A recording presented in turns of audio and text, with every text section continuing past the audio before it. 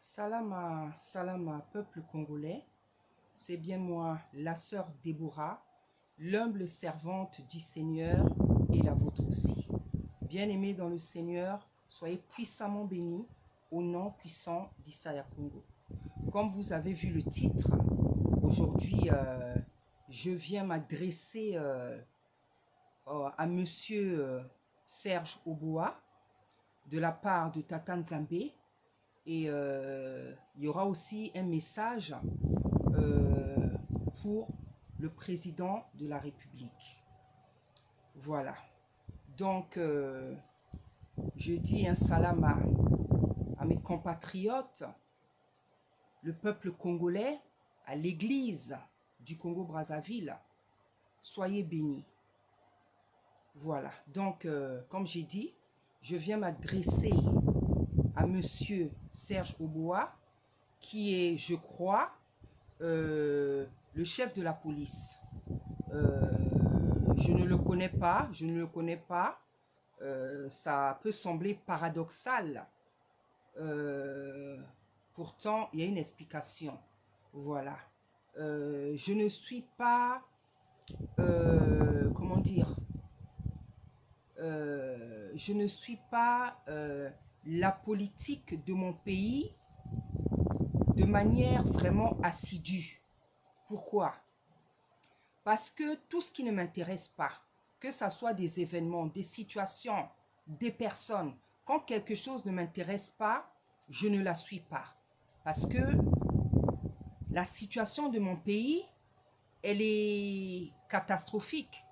Donc en fait, je suis parce que je suis une Congolaise de Brazzaville, parce que je dois suivre les informations, parce que je suis une servante qui reçoit des messages de la part de Tata Nzambe. Donc c'est pour ça que je suis obligée de suivre les informations. Sinon, en tant que telle, la politique, l'État, les choses qui se passent de mon pays, ça ne m'intéresse pas, mais ça me fait plutôt souffrir. C'est dans ce sens-là que je dis que quand il y a quelque chose qui ne m'intéresse pas, je ne le suis pas. C'est pour ça que vous verrez, il y a beaucoup de gens que je ne connais pas. Malgré le fait que je sois une Congolaise de Brazzaville, il y a des ministres que je ne connais pas. Je ne connais pas toutes les personnes qui constituent le gouvernement. Il y en a que je connais et pour cause, il y en a d'autres que je ne connais pas. Parce que ce qui se passe dans mon pays, ça ne m'intéresse pas. Ça me fait plutôt souffrir. Donc je ne suis pas les gens à la lettre. Je reçois des informations que des aînés peuvent me donner, des gens qui sont plus âgés que moi, qui ont 60 ans, qui ont 70 ans, des choses que moi-même que je constate, et surtout ce que je reçois de la part de Tata Nzambe. Et c'est quand il me parle que je sors pour m'adresser à mon peuple, à l'église de mon pays. Voilà. Tant que Tata Nzambe ne me parle pas, je ne sors pas. Même quand ça chauffe, même quand ça brûle, même quand des gens ont besoin que je sorte. Je ne sors pas parce que les gens me demandent de sortir. Moi, je sors quand Tata Nzambe me parle. Comme ça, au moins, ce que je veux dire, je sais qu'il y a un fondement. Je l'ai reçu de la part de Tata Nzambe. Donc, lorsque je veux parler, je n'aurai pas besoin d'un papier. Ça va couler comme de l'eau. Parce que je viens avec des révélations. Et c'est ce que Tata Nzambe dit dans sa parole. Il dit qu'un peuple sans révélation est un peuple sans frein. C'est-à-dire que dans la vie, quand tu ne sais pas de quoi tu parles, tu vas tâtonner, tu vas bégayer. Moi, vous allez voir, que ça soit quand je viens donner un message pour mon pays ou même quand je prêche dans l'église, ça va tout seul. Parce que ce que je vous parle, c'est des choses que Dieu me dit, c'est des choses que j'ai vues. Voilà. Donc, je viens parler en tant que servante avant tout. Et aussi en tant que citoyenne. du Congo-Brazzaville parce que c'est ma patrie. Donc, je ne viens pas parler en tant que la petite sœur de quelqu'un, en tant que la fille de quelqu'un, en tant que la nièce de quelqu'un, en tant que la petite fille de quelqu'un. Non, je viens parler en tant que la servante Déborah. Et n'en déplaise à ceux qui ne veulent pas accepter que Tata Nzambe a changé mon nom, mon prénom, de Corinne à Déborah, ça ne va rien changer. Le prénom Corinne, j'aime beaucoup ce prénom parce que c'est mon papa qui me l'a donné. Et j'aimais beaucoup mon papa et je le garde. Le prénom Déborah, c'est Tata Nzambe qui me l'a donné. Et je suis fière aussi de le porter. Et encore plus fière parce que c'est le Créateur lui-même qui me l'a donné. Donc, qu'il y en a qui soient contents ou pas, ça ne change rien à ma destinée. Je m'appelle Déborah et je suis fière de porter ce prénom qui certainement est le prénom que je devais avoir depuis toujours parce que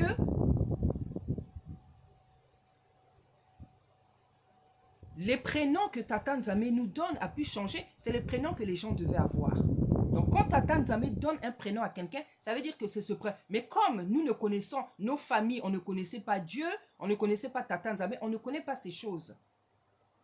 Le prénom Corinne, je l'aime bien parce que c'est mon père qui me l'a donné. Il me l'a donné par rapport à une actrice qu'il aimait. Et je suis fière de porter ce nom parce que c'est mon papa qui me l'a donné. C'est un beau prénom. Et l'actrice aussi, je l'aime bien. Voilà. Mais je suis encore plus fière de porter, alors vraiment fière de porter le prénom Déborah. Parce que c'est le Créateur lui-même qui me l'a donné. Lui qui me connaît depuis la création du monde.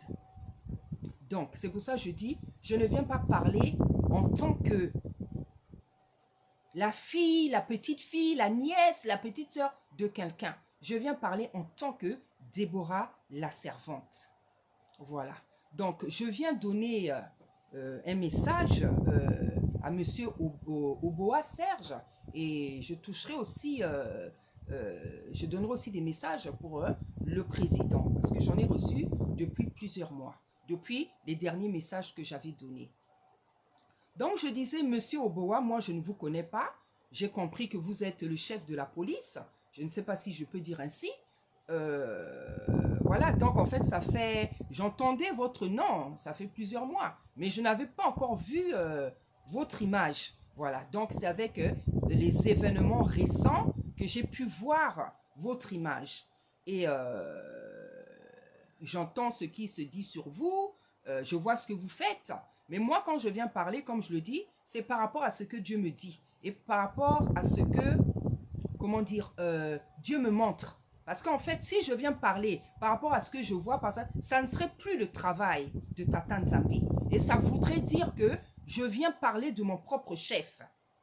Or, je tiens à ce que les gens comprennent, que ça soit dans l'église, que ça soit dans la population, dans mon entourage. Quand je sors, je viens parler de la part de Tata Nzambe.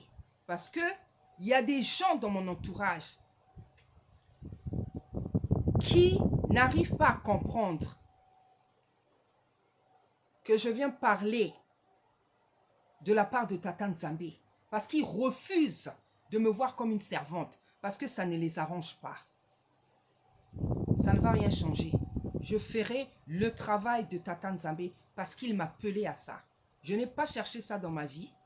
Il m'appelait à ça avant la fondation du monde, puisqu'il dit dans sa parole, je t'ai choisi depuis le ventre de ta mère. Donc lorsque quelqu'un est serviteur, servante, il a été choisi depuis le ventre de sa mère. Donc moi, avec les choses de Tata Nzambe, je ne blague pas.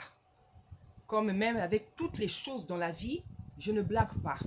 Comme on dit chez nous, moi, dans tous les domaines de ma vie, que ça soit au niveau sentimental, au niveau éducation, au niveau de... Je suis une personne réglo, je ne suis pas parfaite. Mais comme on dit, je n'aime pas les bêtises. Je n'aime pas les bêtises. Quand quelque chose n'est pas droit, Je ne peux pas rester là. Je suis comme ça. Voilà, donc, Monsieur Oboa, le Seigneur m'a parlé. Il a carrément prononcé votre nom de famille, c'est-à-dire Oboa. Voilà comment il est venu me parler. Il m'a dit Oboa. Ce que je voudrais dire, Monsieur Oboa, il y a des gens qui vous acclament. Il y a des gens qui pensent que vous êtes en train de sécuriser la population. Ceux qui pensent que vous sécurisez la population, il n'y a que les ignorants. Il n'y a que ceux qui n'ont pas les yeux ouverts pour croire que vous sécurisez la population. Vous ne sécurisez pas la population. Au contraire, vous l'effrayez et vous la terrorisez. Particulièrement les jeunes. Et tout ça, c'est fait à dessein. Je me répète, vous terrorisez et vous effrayez dans une volonté consciente la population. Et tout ça, c'est à dessein. Parce que nous avons les bébés noirs, les koulouna, et nous avons les jeunes qui n'ont rien fait. Mais qu'est-ce que nous voyons? Les jeunes commencent à fuir pour un oui ou pour un non. Les jeunes sont allés couper les cheveux. Ils sont allés couper les cheveux. Parce qu'on a dit que ceux qui ont un peu les cheveux, comme les rastas, comme je ne sais pas quoi, automatiquement, tu es koulouna. Donc, vous ne sécurisez pas la population. Vous profitez de cette situation pour éliminer la jeunesse.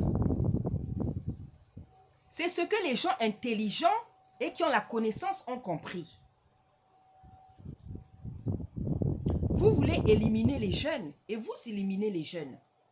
Parce que, Monsieur Oboa, si c'est la population qui devait être sécurisée, si c'est la jeunesse qui devait être sécurisée, pourquoi tous les jeunes maintenant ont peur?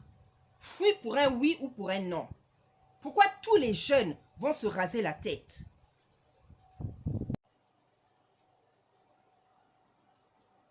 Au contraire, la population et la jeunesse, si vous faisiez un travail sincère, clair, juste et droit, la population et cette même jeunesse devraient réellement se sentir en sécurité. Mais pourquoi la population et la jeunesse se sentent maintenant en insécurité? Parce qu'ils voient de leurs yeux qu'on ne cherche pas à les protéger, mais on cherche à les tuer. Et c'est ce qui se passe. Vous savez ce que vous faites, tous autant que vous êtes. Je n'ai pas peur de le dire, Monsieur Oboa. Vous ne sécurisez pas la population. Vous profitez d'une situation pour en terminer avec la jeunesse. Parce qu'il y a une promesse qui a été faite à la jeunesse. On nous a dit que l'année 2025 serait l'année de la jeunesse. Mais depuis que l'année 2025 a commencé, qu'est-ce qui s'est passé pour les jeunes? Au contraire, nous avons perdu beaucoup de nos enfants encore. Je ne sais pas si c'était cette année ou l'année dernière, dans le stade. Depuis que l'année 2025 a commencé, qu'est-ce qui a été fait pour les jeunes? Qu'est-ce qui est fait pour les jeunes? Les jeunes sont en train de se débrouiller tout seuls. Aujourd'hui, à cause de la misère, de la galère terrible, les dons des enfants, leurs talents sont même en train de sortir. Donc, on voit que nous avons beaucoup de comédiens, des artistes. C'est une bonne chose. Parce qu'il faut de tout dans une société. Mais c'est la pression de la misère qui fait ressortir maintenant les dons, les talents des gens. Et le Seigneur m'avait donné ce message qui est sur ma chaîne. Donc, Monsieur Oboa, Serge, vous ne sécurisez pas la population, la jeunesse. Vous la martyrisez. Vous avez le projet de l'éliminer. d'éliminer des compatriotes congolais. Et ça, c'est fait à dessein. Parce que on est dans un pays, il faut le dire, où le régime est basé sur le sang, sur la terreur, sur la menace, sur le sacrifice, sur beaucoup de mauvaises choses. On ne peut plus se le cacher. Même si pour des raisons et d'autres, on a cherché à se ménager verbalement. Mais aujourd'hui, ce n'est plus le temps comment dire, de se taire, de ménager qui que ce soit. Parce que la situation du pays, l'état du pays a atteint un niveau qui ne porte pas de nom. Les Congolais souffrent. Vous le savez. Les Congolais souffrent. Ce n'est pas tous les Congolais qui mangent. Même un bout de pain, ce n'est pas tous les Congolais. Ce n'est pas tous les Congolais qui s'habillent. Ce n'est pas tous les Congolais qui peuvent payer un loyer. Ce n'est pas tous les Congolais qui ont une maison. Ce n'est pas tous les Congolais qui sont heureux. Il y a une partie de la population qui est heureuse et l'autre croupie sous la misère, la famine, le désespoir, l'angoisse, le stress. Et ça ne peut plus continuer, ça ne peut plus durer. Non seulement déjà, depuis des années, la situation était chaotique, mais les bébés noirs a été vraiment la goutte d'eau qui fait déborder le vase. Aujourd'hui, vous êtes en train de courir derrière les bébés noirs, les soi-disant bébés noirs ou les Kuluna. Mais vous courez derrière eux pourquoi? C'est vous qui les avez créés. C'est vous qui avez créé ce phénomène et à dessein pour terroriser la population. Et vous savez pourquoi vous voulez terroriser la population? Comme je dis, il n'y a que les ignorants qui ne savent pas. C'est vous qui avez créé les bébés noirs, les Kuluna, pour terroriser la population. Moi, j'ai quitté, je suis revenu, j'ai quitté mon pays. J'avais 7. Bon, je suis né ici, mais je suis revenu. Donc, j'ai requitté mon pays. J'avais 7 ou 8 ans. Je suis revenu. J'avais 14 ans. Je suis ressorti. J'avais 19 ans. Donc, je connais mon pays. Je connais l'histoire de mon pays. Je connais l'histoire de mon pays. Et de ma jeunesse, il n'y a jamais eu de Kuluna, de bébé noir. Jusqu'à une certaine époque, jusqu'à même il n'y a pas longtemps, il n'y a jamais eu de Kuluna. Les Kuluna, bébés noirs, ils viennent d'où? C'est vous-même qui avez créé ce phénomène. Et aujourd'hui, vous êtes là en train de les traquer, en train de courir, du moins de faire semblant, alors que c'est vous qui les avez créés pour tuer la population. Faut pas. Il n'y a que les ignorants et les gens qui ne connaissent pas l'histoire du pays qui peuvent croire que les Kuluna, ce sont des enfants qui se sont levés. Les Kuluna viennent de quelque part. Ce sont des enfants à qui on a donné de l'argent, à qui on a donné de la drogue, à qui on a fait des lavages de cerveau, des enfants qu'on a gaspillés, à qui on a donné de la drogue, de l'argent pour qu'ils aient le courage de tuer la population. Parce qu'en temps normal, ces enfants-là, s'ils n'avaient pas été détruits, s'ils n'avaient pas été gaspillés par la drogue et par beaucoup d'abominations, par la franc-maçonnerie, un enfant normal, bien éduqué, ne peut pas sortir de sa maison pour aller faire du mal. Impossible. Il faut qu'il y ait un parcours de destruction. Et c'est ça que vous avez fait. Donc aujourd'hui, l'heure n'est plus au mensonge, l'heure n'est plus à l'ignorance, l'heure n'est plus à la naïveté, l'heure n'est plus au fait qu'on peut tromper quelqu'un, sauf les ignorants, sauf ceux qui n'ont pas la connaissance et sauf ceux qui sont de mauvaise foi, qui acceptent l'inacceptable. Parce que vous avez des gens dans notre pays, dans la population, même dans nos familles, qui ne sont pas dérangés par ce qui se passe dans le pays, parce qu'eux, ils ont de quoi manger. Moi, je suis congolaise. Et quand je parle du Congo, je ne vois pas Kouyou, Mboshi, Teke, Lariba, Congo. Je vois tout le monde. Je ne suis pas tribaliste. Celui qui est tribaliste, c'est son problème. Moi, je ne suis pas tribaliste. Quand je parle du Congo, je parle de tous les Congolais. Donc, celui qui a le tribalisme dans son cœur, c'est son problème.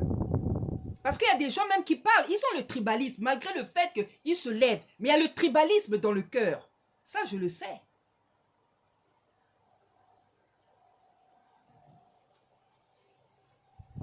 Donc les bébés noirs, ce n'est pas des enfants, des jeunes qui se sont levés tout seuls. Non, c'est des enfants qu'on a détruits peu à peu par toutes les méthodes que vous connaissez. Vous pensez qu'un enfant normal, il peut sortir de chez lui comme ça, il prend la machette, du jour au lendemain, il ressemble à un voyou, la bouche est devenue noire, des vrais drogués? Non, c'est un parcours. C'est tout un parcours qui a pris des années. Ces enfants-là, est-ce qu'ils sont nés comme ça? Leur maman les a mis au monde comme ça? Non. Quand quelqu'un devient voyou, il y a un parcours. Il y a ceux qui deviennent voyous parce que, je ne sais pas, il y a des gens qu'on fait devenir voyous à dessein.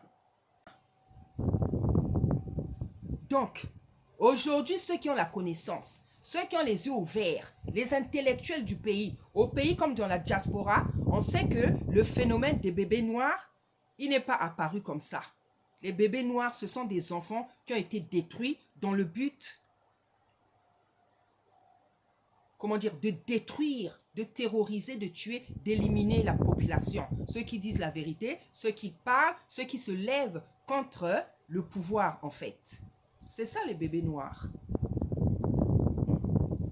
Donc quand vous faites semblant de courir devant tous les jeunes maintenant que vous êtes en train de mélanger et les bébés noirs et les koulouna, profitant pour pouvoir tuer des jeunes innocents. Pourquoi tous les enfants fuient maintenant? Dès qu'ils entendent pipon, pipon, tout le monde fuit, tout le monde se rase la tête, tous les jeunes. Mais on a vu des choses comme ça où? Parce que toute la population, la jeunesse, se sent en insécurité. Mais si vous protégez vraiment les jeunes n'allez pas fuir dès qu'ils vous voient. Pourquoi les jeunes fuient? Il y a quelque chose qui ne va pas.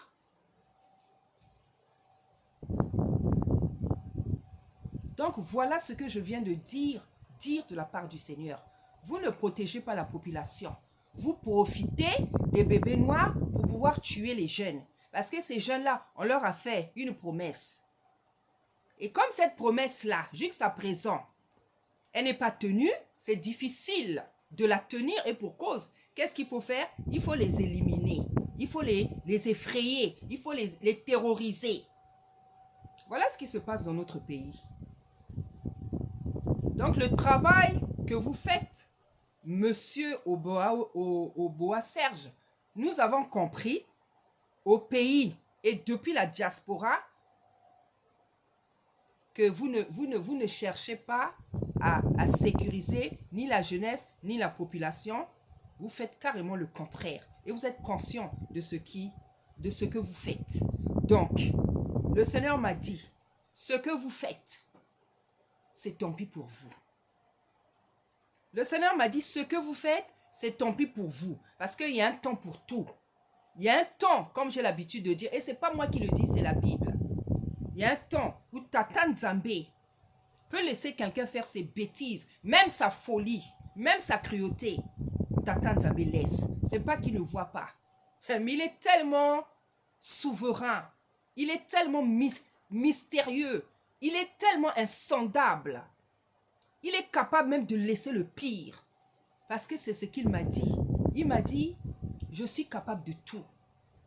Il y a quelques mois, il m'a dit, je suis capable de tout. Donc quand Dieu dit, je suis capable de tout, c'est-à-dire qu'il est capable du pire et du meilleur. Donc il peut laisser même des atrocités et on le voit sur la terre. Pas parce qu'il ne voit pas. Parce qu'il sait comment ils vont terminer avec chaque injustice sur la terre, chaque cruauté, chaque méchanceté, chaque violence, chaque mauvaise chose sur la terre. Il sait comment ils vont terminer avec ces choses-là. Ça, c'était le message pour Monsieur Serge Oboa. Le Seigneur m'a dit, tout ce que vous faites là, c'est tant pis pour vous. Si réellement vous sécurisez, vous voulez sécuriser la jeunesse, la population congolaise, Tata Nzambe va vous bénir. Mais si ce n'est pas ça que vous faites, vous-même, vous allez en assumer les conséquences. Je veux maintenant m'adresser au chef de la nation, le président. Donc, monsieur le président, je vous ai donné, encore une fois, 3 messages de la part de Tata Nzambe. Et lorsque je vous avais donné ces 3 messages, le Seigneur m'avait fait savoir, il a entendu les messages que tu as donnés. Il y a même des gens qui m'ont confirmé. Parce que comme je dis, si le nom de quelqu'un passe, si on parle de toi, le nom de quelqu'un passe sur YouTube, la personne saura toujours qu'il y a eu un message sur moi là-bas. Le Seigneur m'a fait comprendre que vous avez écouté. Et le Seigneur m'avait même montré que vous aviez quand même égard à ce que j'avais dit. Parce que vous savez que je ne mens pas. Parce que vous me connaissez, monsieur le président. Vous savez que le travail que je fais, c'est vraiment parce que le Seigneur m'a appelé. Sinon, je ne le ferais pas. Les gens me connaîtraient peut-être dans un autre domaine. Mais dans celui-là, c'est parce que le Seigneur m'a appelé en tant que servante. C'est pour ça. Je sors et je parle de la part du Seigneur. Le Seigneur me montrait que vous aviez quand même eu égard au message que j'avais donné. Et vous avez changé certaines donnes. Mais, depuis quelque temps, je vois et je trouve que les choses se sont encore empirées. Et c'est bien dommage. Parce que, monsieur le président, je ne suis pas la seule. Il y a des prophètes et des prophétesses qui vous donnent des messages. Il y en a même qui ne sont pas de notre pays, qui vous ont fait comprendre que le Seigneur est en train de vous retirer de cette place-là. Parce qu'il a prévu quelqu'un d'autre.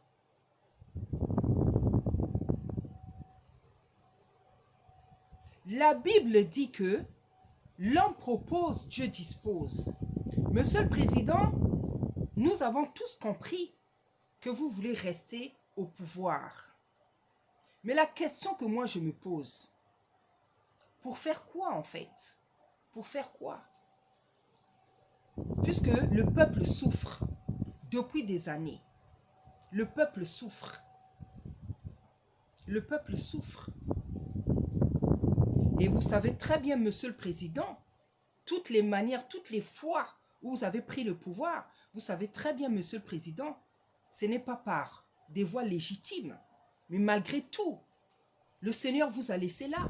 Le peuple congolais vous a supporté. Avec vos qualités et vos défauts, le peuple congolais vous a supporté. Jusqu'à présent, il y a encore des gens qui vous aiment, qui vous apprécient. Je disais, toutes les fois, monsieur le président, où vous êtes venu au pouvoir, vous savez dans quelles conditions vous avez pris le pouvoir. Ça n'a pas été de manière légitime. Vous m'excusez, toute la population, vous m'excusez, j'ai dû me déplacer. Nous savons que ça n'a pas été légitime. Mais malgré tout, le peuple de Brazzaville vous a supporté. Et je disais, il y en a qui continuent à vous supporter, à vous aimer. Mais nous voyons l'évolution politique, économique et sur d'autres plans du pays. Et aujourd'hui, on ne peut pas dire que ce pays se porte bien. Loin de là. C'est le chaos. Et c'est encore pire, même, je trouve, depuis que j'avais donné les derniers messages, c'est encore pire.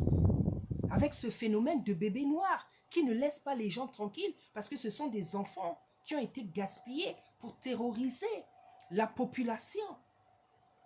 Donc, c'est pour ça, je me pose la question, pourquoi vouloir rester au pouvoir, monsieur le président, si c'est pour continuer à faire souffrir la population? Parce que notre pays ne va pas bien. Notre pays ne va pas bien, monsieur le président. malgré ce que vous pouvez dire, malgré ce qu'on peut nous faire croire. Le pays ne va pas bien et il n'y a pas besoin d'être dans le pays pour savoir que le pays ne va pas bien. Nous faisons partie de ce pays, même si nous ne sommes pas là, nous savons que ce pays ne va pas bien. Parce que nous avons de la famille, il y a les journalistes, il y a tout ce qui se passe à la télé, par les réseaux sociaux. Dans chaque pays, on peut savoir, même quand on n'est pas sur place, qu'un pays ne va pas bien par les réseaux sociaux et par ceux qui sont restés au pays. Donc le pays ne va pas bien. Que personne vienne nous dire que le pays va bien, parce que ce n'est pas le cas. Au contraire, ça va de mal en pire. Déjà, il y avait la famine, la pauvreté, toutes sortes de choses qui empêchent quelqu'un de vivre. Maintenant, c'est la terreur, l'insécurité. C'est-à-dire la dernière chose vraiment qui empêche à quelqu'un de vivre, l'insécurité. Parce que l'insécurité peut arriver même à un niveau où les gens ne vont plus sortir. Si les gens ne peuvent plus sortir, si les gens ne peuvent plus aller au boulot, si les gens ne peuvent plus... Ça sert même à quoi de diriger un tel pays? Si les gens ont peur, si la population a peur, ça sert à quoi de diriger une population qui est effrayée, qui est terrorisée, qui est menacée? Ça, c'est ce qu'on appelle un régime dictatorial. Et c'est le cas. Parce que quand la population est terrorisée, effrayée, les enfants fuient, les jeunes fuient, les mamans ont peur de vendre au marché, c'est la dictature. Alors pourquoi vouloir rester au pouvoir quand vous savez que le peuple souffre? Parce que c'est vous-même qui le faites souffrir, Monsieur le Président. C'est vous-même qui le faites souffrir. Par vos manières de faire, par votre manière d'agir. Et cela depuis des années, Monsieur le Président. Ce que je vous dis, Monsieur le Président, ce n'est pas un langage étranger. Tout ce que je vous dis, vous savez que ce n'est que la vérité. Vous connaissez même les choses mieux que moi, puisque c'est vous qui êtes à la tête de ce pays. Vous êtes bien placé pour savoir que ce pays ne va pas bien du tout, parce que vous savez comment vous le tenez, ce pays-là. Donc, à quoi ça sert, Monsieur le Président, de vouloir se représenter si le peuple n'est pas heureux?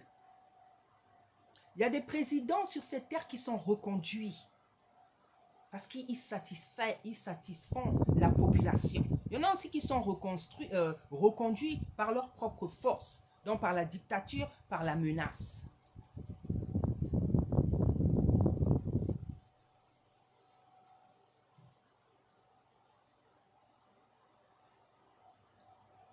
Monsieur le Président, vraiment,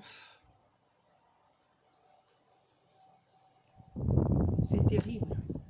C'est terrible. Il n'y a pas de mots pour parler de la situation de notre pays. Il n'y a pas de mots, il n'y a pas de mots, il n'y a pas de mots. Le Congo est un pays tout petit, mais avec de grandes richesses. Nous avons l'eau. Ce pays ne peut pas manquer d'électricité. Nous avons le bois. Ce pays ne peut pas manquer de maisons. Nous avons la forêt. Ce pays ne peut pas manquer de maisons. Nous avons l'eau, le fleuve. Ce pays ne peut pas manquer de nourriture parce qu'il y a les poissons. Nous avons les matières premières. Aucun Congolais peut être pauvre. Au contraire. Tout Congolais devrait avoir de l'argent. Il y en a qui pourraient même être milliardaires, d'autres millionnaires à cause des richesses qu'on a.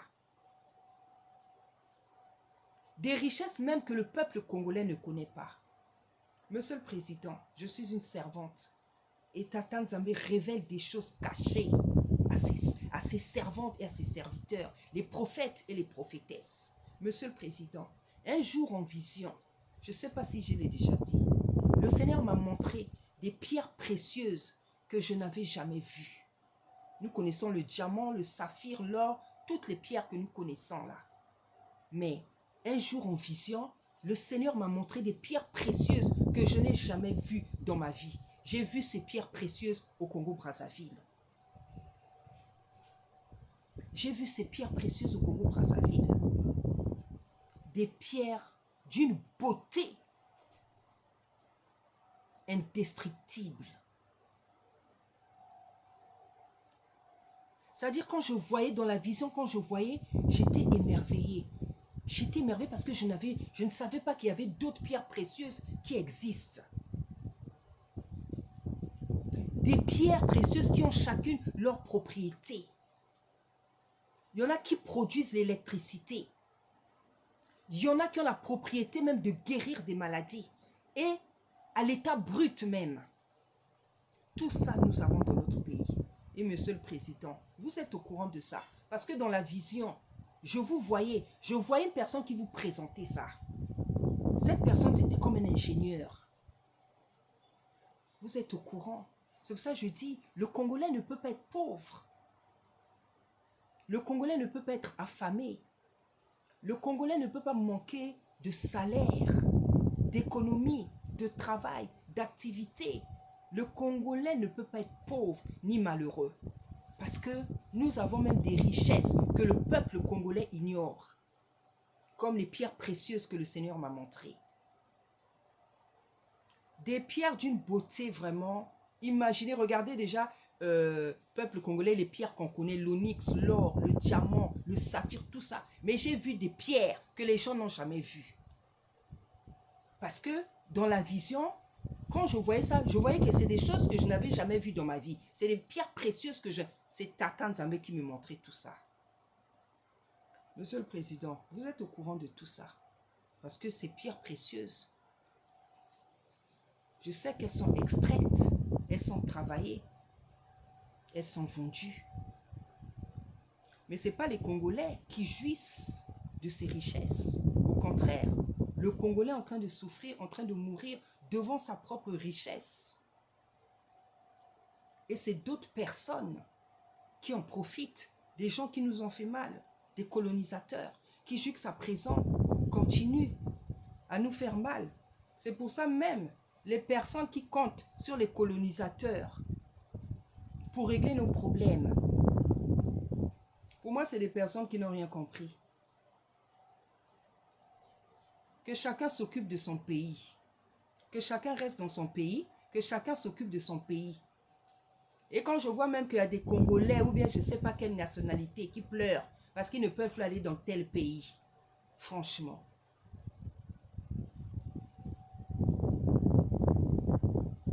Comment vous pouvez pleurer parce qu'on vous interdit? Les Blancs vous interdisent d'aller dans leur pays. Moi, s'il ne s'agissait que de moi, j'allais être dans mon pays. J'allais même pas être ici. Mais vous pleurez parce qu'on vous a dit que là-bas, il n'y a plus de visa. Ceci, cela. Vous pleurez. Battez-vous dans vos pays. Il faut vous battre. Vous voulez fuir le pays, pourquoi? Si tout le monde veut fuir le pays, qui va arranger le pays? Que chacun reste dans son pays, que chacun se batte dans son pays. Vous pensez qu'en sortant du pays là, vous allez trouver le paradis. En Amérique, en Europe, vous allez trouver le paradis. Vous pensez qu'ici, il n'y a pas de problème. Vous pensez qu'ici, on ne souffre pas.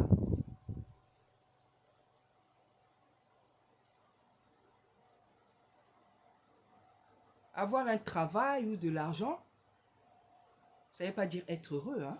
C'est parce que les gens ont le travail ici facilement. Les gens ont des problèmes psychologiques, spirituels. Il n'y a pas que l'argent qui fait le bonheur. Donc, Monsieur le Président, le pays ne va pas bien. On va dire le contraire à personne et on va faire croire le contraire à personne. Le pays ne va pas bien du tout. C'est le chaos, c'est la misère, c'est la famine, c'est la souffrance, c'est le désespoir, c'est le stress, c'est l'angoisse. Voilà dans quel état se trouve ma population, mes compatriotes. Mais les gens ne peuvent pas parler parce que c'est la terreur. Et cette terreur-là, elle est faite à dessein pour que les gens se taisent. pour que les gens ne parlent pas. Nous qui sommes dans la diaspora, c'est nous qui avons plus la facilité de parler. Et heureusement d'ailleurs qu'il y a certaines personnes qui peuvent parler. Le pays ne va pas bien. Au contraire, ça ne fait que s'aggraver. C'est encore le chaos de jour en jour. À l'hôpital, les retraités, les jeunes, les impayés, les gens qui meurent à l'hôpital comme des mouches. L'hôpital général là qu'on avait restauré, ils sont encore gaspillés. Ça s'est encore abîmé. Il est redevenu encore sale. Les gens meurent comme des mouches. Les gens vont à l'hôpital, ils meurent. Les retraités ne sont pas payés. Plusieurs mois d'impayés. Les salariés, les fonctionnaires, les étudiants. Il y a des enfants qui ne peuvent même pas aller à l'école parce que les parents n'ont pas de quoi. Parce que les choses ne sont pas bien faites. Les gens n'ont pas leur salaire. Si les gens n'ont pas leur salaire, les gens vont vivre comment? Monsieur le Président, le Seigneur m'a dit que vous appauvrissez la population. Comment? Eh bien, justement, en ne payant pas aux gens les salaires. Si quelqu'un va au travail, il n'est pas payé, il va vivre comment? Le Seigneur m'a dit que vous appauvrissez la population. C'est ce que le Seigneur m'a dit. Il m'a dit, vous appauvrissez avec les moyens que vous connaissez. Oui, la population congolaise est appauvrie puisqu'il y en a qui ne mangent pas. Il y en a qui ne peuvent pas s'habiller. Il y en a même pour avoir le pain. C'est difficile. Il y a des familles qui ne mangent pas, qui comptent sur d'autres familles. Mais ça, ce n'est pas une vie, ce n'est pas une existence. Comment, Monsieur le Président, vous pouvez accepter que dans votre population, il y a des gens qui mangent et il y a des gens qui ne mangent pas? Monsieur le Président, vous mangez bien, votre famille mange bien, votre entourage mange bien, les ministres mangent bien. Tous ceux qui sont autour de vous mangent bien. Mais à la population, il y a des gens dans la population qui ne mangent pas, qui ne s'habillent pas, des enfants qui ne peuvent pas aller à l'école. Parce que les parents n'ont pas de quoi payer, parce qu'ils ne sont pas payés, ils n'ont pas de revenus.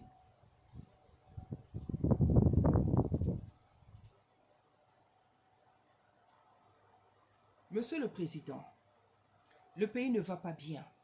Et Monsieur le Président, depuis que j'avais donné les 3 messages là, il y a eu certaines choses qui ont bougé. Mais en même temps, ça s'est encore aggravé. Surtout avec le phénomène des bébés noirs. Je ne suis pas la seule, Monsieur le Président, qui vous donne des messages. Vous savez qu'il y a d'autres prophètes, des prophétesses, même d'autres pays, moi je suis, qui vous donnent des messages. Donc ça veut dire que Tata Nzambe vous parle. Mais si même le Créateur, Tata Nzambe, le Créateur du ciel et de la terre, vous parle, Monsieur le Président, et que vous n'écoutiez pas, cela devient dangereux pour vous-même. Parce qu'on peut blaguer avec les hommes. On peut blaguer avec les hommes, et on le voit. Mais on ne peut pas blaguer avec le Créateur. On ne peut pas blaguer avec le Créateur. La Bible dit qu'on ne se moque pas de Dieu. La Bible dit qu'on ne se moque pas de Dieu. Et moi, je dis toujours dans ma vie, je suis toujours surprise des gens qui ne craignent pas Dieu. Parce que s'il y a une personne qui peut nous tuer de manière instantanée, c'est Dieu. C'est-à-dire s'il y a quelqu'un qui peut nous enlever le souffle de vie, c'est Dieu. Quand il y a des gens qui meurent, parce qu'on les a tués, c'est le Seigneur qui a permis qu'ils s'en aillent. Ce n'est pas que le Seigneur voulait que tous ces gens-là, c'est Dieu lui-même qui permet. Parce que Dieu, il est capable d'arrêter la mort. Il est capable de protéger quelqu'un. Parce que la Bible dit que quand il ouvre une porte, personne ne peut la fermer. Quand il ferme une porte, personne ne peut l'ouvrir. Ça veut dire que Dieu a le pouvoir de laisser quelqu'un en vie et de laisser quelqu'un partir. Quand il laisse aussi quelqu'un en vie, ça ne veut pas dire que cette personne est meilleure. Quand quelqu'un s'en va, ça ne veut pas dire que cette personne était la plus mauvaise. Dieu, il est souverain, il est insondable, il est mystérieux. Ce qui est sûr, sa force, sa puissance, sa souveraineté, sa fidélité, elle n'a pas d'égal. Le plus fou sur la terre, le plus meurtrier, le plus méchant, le plus violent, Dieu est plus que tout ça. Parce qu'au jour de sa vengeance, il est sans pitié pour celui qui a l'habitude de faire le mal. Et nous l'avons vu, des gens qui faisaient du mal sur la terre. Leur fin, ils n'avaient même pas imaginé ça de cette manière. C'est pour ça que je dis, quelqu'un peut faire le mal, mais à un moment donné, il faut bien s'arrêter. Mais quand une personne n'arrive pas à s'arrêter, à prendre la décision de faire le mal, elle est placée devant le tribunal divin. Elle est placée devant le tribunal divin. Comme je disais, Monsieur le Président, il y a eu plusieurs messages sur vous. Même des gens qui ne sont pas de nos pays. Moi-même, en tant que servante, en tant que citoyenne congolaise, je vous ai donné 3 messages, je crois, et aujourd'hui, c'est le 4e. Ce que Tata Nzambe désire, c'est que vous quittiez de vous-même de cette place. Certainement, vous n'allez pas le faire. Mais pour Dieu, ce n'est pas un problème. Ça peut être un problème pour les hommes. Ça peut être un problème pour la population congolaise. Mais pour Dieu, ce n'est pas un problème. Parce que Dieu, c'est lui qui met quelqu'un à une place. C'est lui aussi qui enlève quelqu'un à une place. Donc, si ça peut être un problème pour la population congolaise, ce n'est pas un problème pour le Créateur. Parce que lui, en une seule seconde, il règle des problèmes. Il construit quelque chose, il détruit quelque chose. C'est comme ça qu'il est. Parce qu'il est le Créateur. Le Dieu tout-puissant, le créateur du ciel et de la terre. En une seconde, il est capable de reconstruire quelque chose. En une seconde, il est capable de détruire. C'est pour ça qu'il y a des tremblements de terre sur la terre. Des tremblements de terre, des tsunamis. C'est-à-dire des événements qui tout d'un coup, en un laps de temps, détruisent des vies humaines. Parce que Tata Nzambe a toujours prévu ça. C'est pour ça que je dis toujours, les gens qui font le mal de manière continuelle, je suis toujours surprise qu'à un moment donné, ils n'arrivent pas à s'arrêter. Parce qu'il y a un moment donné dans la vie, tout le monde pense au Créateur, à celui qui l'a créé. Tout le monde. Et à un moment donné, on pense dans son mal, on pense même au Créateur. Monsieur le Président, lorsque nous voyons donc tout ce qui se passe, nous comprenons que vous voulez rester au pouvoir. Vous allez vous représenter. La Bible dit que l'homme propose, c'est Dieu qui dispose. Vouloir rester au pouvoir, c'est une chose. Mais ce que Dieu va faire, c'est une autre chose. Monsieur le Président, sachez que le Seigneur a déjà prévu une autre personne. Le Seigneur a déjà prévu une autre personne. Et vous vous doutiez bien, Monsieur le Président, que le prochain président de la République populaire du Congo, ça ne sera pas vous. Ça ne sera pas vos enfants, ni vos neveux, avec lesquels je n'ai aucun problème, puisqu'on se connaît, on s'entend bien avec certains que je connais. Aucun problème. Donc quand je dis ça, ce n'est pas d'une manière dédaigneuse. Je dis tout simplement, le prochain président de la République, ça ne sera pas vous, ça ne sera pas un de vos enfants, ça ne sera pas un de vos neveux, ça ne sera personne de votre famille.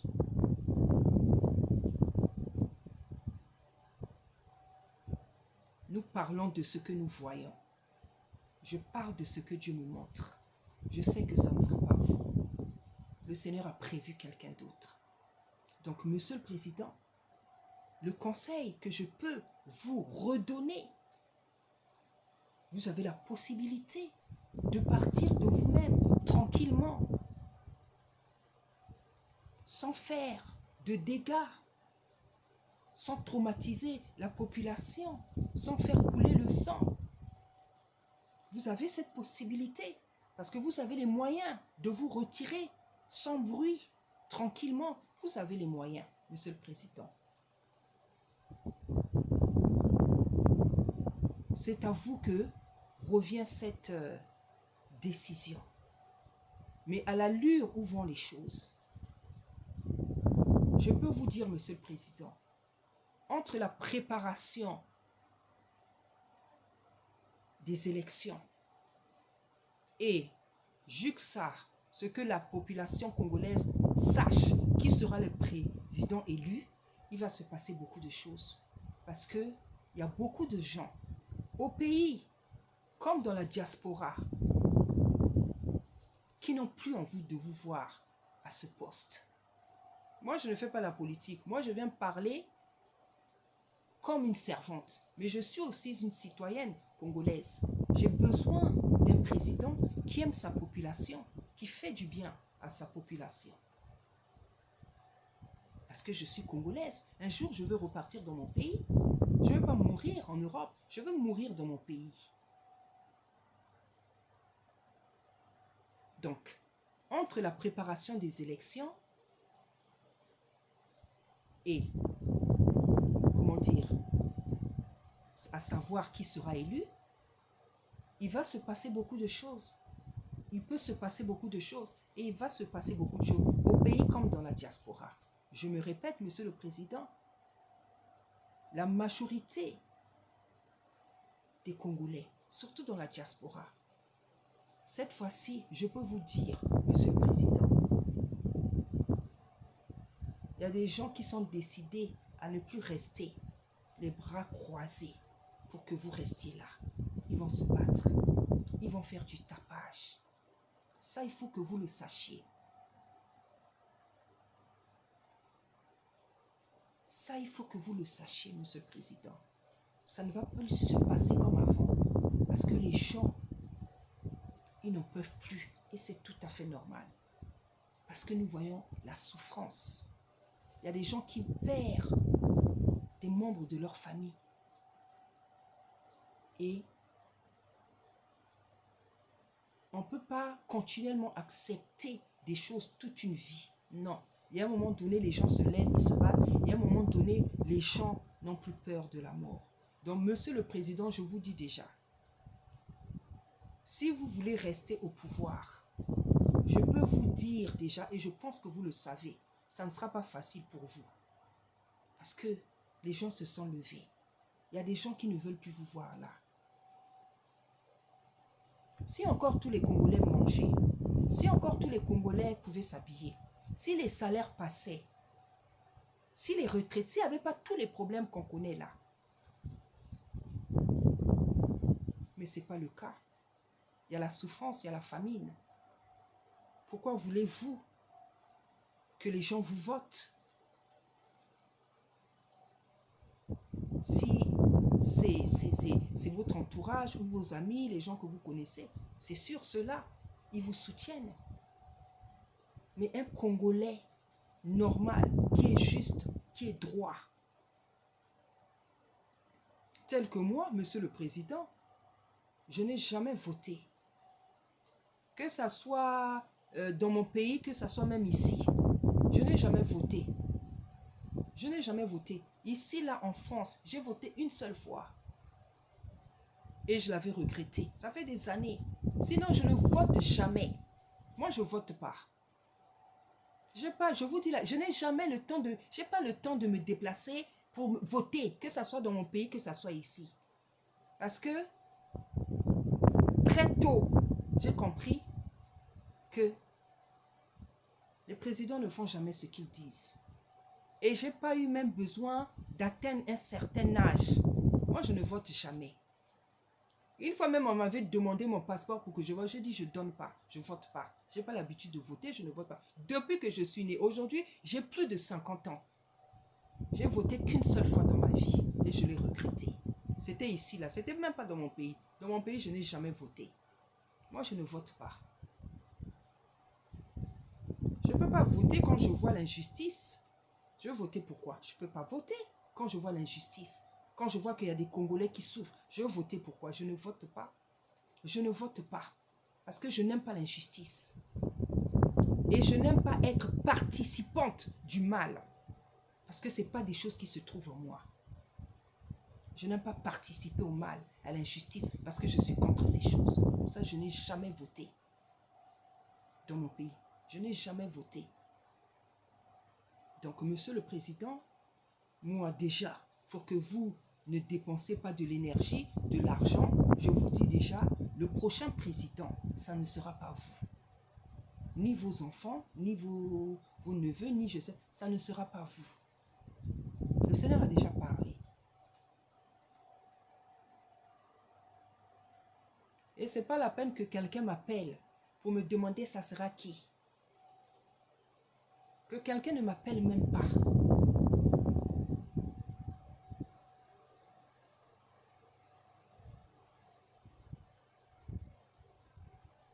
Parce que ce que nous cherchons, ce n'est pas savoir qui sera le prochain président.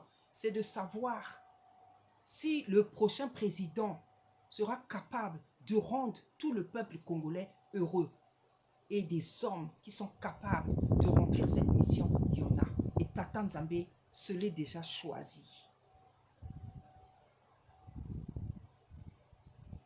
Donc, Monsieur le Président, si vous voulez rester au pouvoir, je vous dis, vous allez perdre de l'énergie pour rien, de l'argent pour rien, alors que vous avez la capacité, les possibilités, les moyens de vous retirer tranquillement. Parce que je vous le répète encore, ça ne sera pas vous.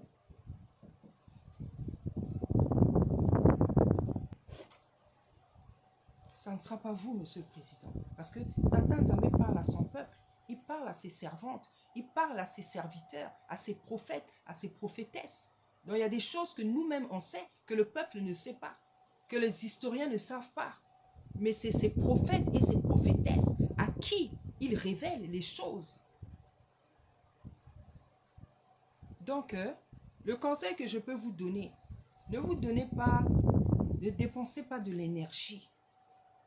Mais la décision vous revient. Et la décision des décisions aussi revient à l'Éternel des armées, le Tout-Puissant, avec qui on ne blague pas. Monsieur le Président, quand le Seigneur parle sans arrêt, il est tout sauf faible. Ce n'est pas par faiblesse que Tata Nzambe parle plusieurs fois à une personne. Parce que il est tout sauf faible. Au contraire, il est puissant et c'est un feu dévorant. C'est par amour qu'il parle plusieurs fois à une personne, lui laissant le temps de se repentir. Mais il y a des gens sur la terre, ils ne comprennent pas ça. C'est par amour, c'est par patience, c'est par amour que le Seigneur peut parler pendant 1 an, 10 ans, 20 ans, 30 ans, même pendant toute une vie à une personne. C'est par amour, juste par amour, parce que c'est un Dieu d'amour. Mais c'est aussi un feu dévorant. Lorsqu'il prend la décision d'arrêter quelque chose, il le fait avec sa puissance, sa souveraineté et sa majesté habituelle. Donc, Monsieur le Président, vous avez des prophètes et des prophétesses qui vous parlent, qui sont venus vous parler de la part de Tata Nzambe. Si vous n'écoutez pas, c'est vous-même, Monsieur le Président, qui en assumerez les conséquences.